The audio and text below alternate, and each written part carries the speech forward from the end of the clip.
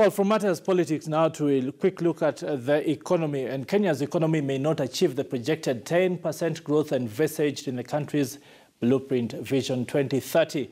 The latest economic report released by the Kenya Institute for Public Policy Research and Analysis, KIPRA, notes that the country's economy is on a steady path, expected to attain the average growth target of about 6%. KTN's Abiagina attended that launch event of that report and now brings us these details. Well, the launch of the Kenya Economic Report comes under the banner as the country goes through the elections. Many of the experts say the economy is headed in the right direction, despite some turbulence in the economy. Well, let's listen in to some of the sentiments as the report was launched. The fundamentals for this economy are very strong.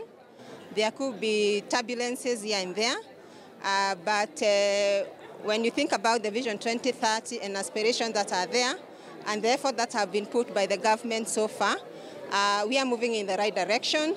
And of course, we cannot say that we can't get some turbulences in the course of the journey, but this in itself does not actually get us out of the recovery of the process of a growing strong economy. The economy was recovering from certain shocks, both internal and domestic. And on the recovery, we find that the growth was mild, a gradual growth, which means that as much as the speed was low, the path was quite good because it was a positive trajectory. And with that, having the foundations right, we expect this growth to continue in positive, and we know that even the target of 10% is achievable. But we need to do much more than what we are doing now on the policy horizon. What we need to do going forward is just to increase the productivity.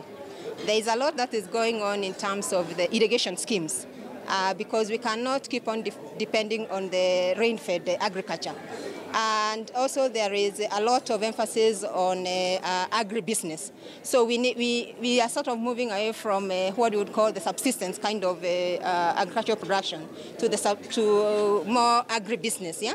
And that is where our market should be in terms of improving agriculture production in the future. Trade numbers, the EAC still remains our biggest trading partner and commercer.